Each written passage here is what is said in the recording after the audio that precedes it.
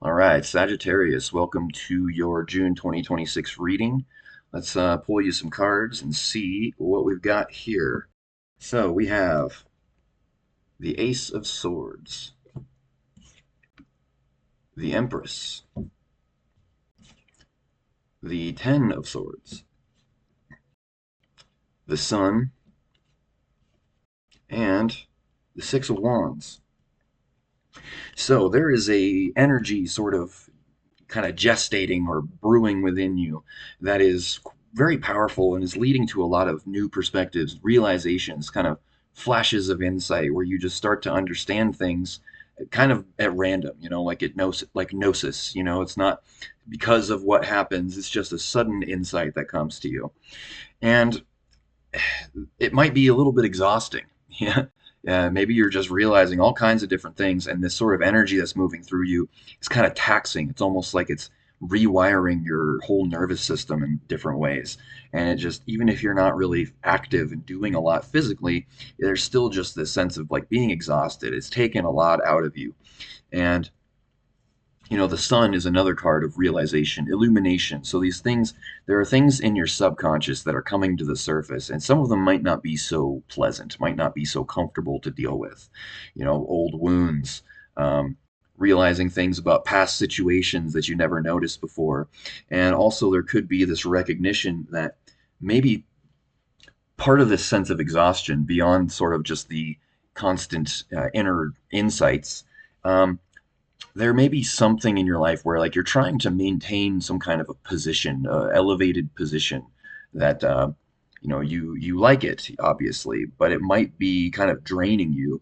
And if the primary motivation behind whatever these actions may be, whether it's a certain kind of job or a project you're working on, um, if the primary motivation is just for praise or for people to kind of look up to you, then you're going to burn out on that, and it's going to just end up wasting a lot of energy. And by the time, and if you put all this time and effort into a project that you don't necessarily feel like passionate about, you don't really, it's not really that important to you beyond any reason other than, status or wanting to be seen in a certain light. Even if you do manage to achieve that position or maintain that position, it's just going to continue to exhaust you. And eventually that external validation kind of stops really fulfilling you, and then you kind of slowly don't really want to keep doing whatever it may be. But by then you kind of have like a form of golden handcuffs, where it's hard to let go of because you've already achieved this, status or state. And let's see, let's pull some more cards and see what comes up. Okay. So we've got the Ten of Cups, an emotional transformation. Oh, the Five of Pentacles, the Two of Wands, the Four of Pentacles, and the Star. All right, so it looks like a lot of these sort of uncomfortable realizations and this kind of energy that's moving through you is ultimately a part of a process of transforming your sense of self-worth. Maybe in the past you had some sort of like prerequisites in your mind, like you have to have certain conditions met, and then it's okay for you to feel valuable, to feel lovable, feel like you're good enough. And usually these things aren't right on the surface in your mind. You probably don't typically consciously think of it in that way, where you're like, I need this and then I'll be good enough. But there's kind of a underlying feeling that sort of drives you to maybe kind of burn the candle at both ends, put a lot of energy, try to force things by working harder than you really need to, out of this sense of like, it must be done, it's like overly important. Um,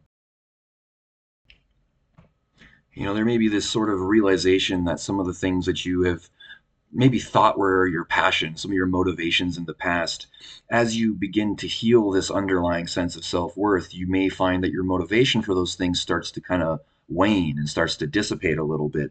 But then there's like a difficulty in letting go of them because you maybe put a lot of time or effort into a certain direction. But if the primary motivation in something is to be in an elevated status, to be looked up to and praised, that ultimately is kind of a defense mechanism against a sort of wounded sense of self-worth.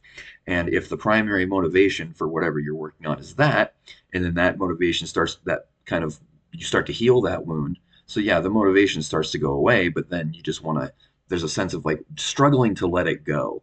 And even though it seems to be kind of exhausting you and maybe even hurting you, this particular project or relationship or whatever this is you're pursuing has been kind of your internal North Star maybe for a long time.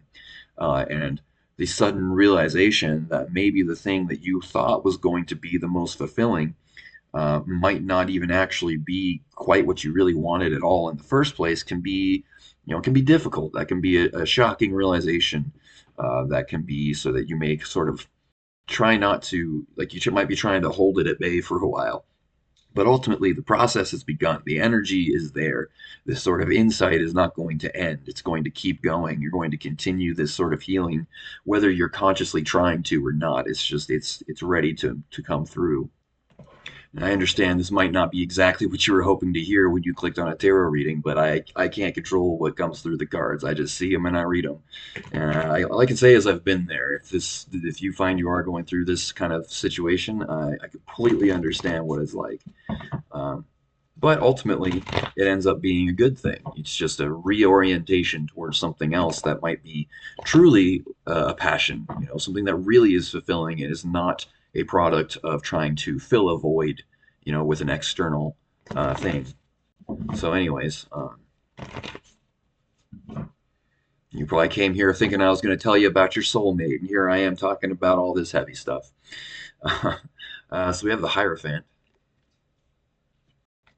the Four of Wands, Judgment, the Ten of Swords, and the Devil. Yeah, so maybe things like spirituality, maybe doing readings instead of getting them, astrology, learning about magic, these like ancient traditions and all this kind of stuff. Man, that might be something that you feel maybe even more fulfilled by than whatever you were working on in the past. Or maybe you were already into these kinds of, oops, where's my camera? These kinds of things.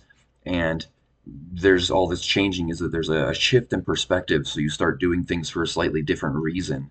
And then this sort of Ten of Swords and Devil energy is just sort of like the ego, the old patterns that, are kind of loudly complaining and trying to keep you from making this shift and this change based on just momentum of the past and the fear that maybe, this other thing that you may be being drawn towards might not be as materially gratifying. But there's nothing really saying that it won't be.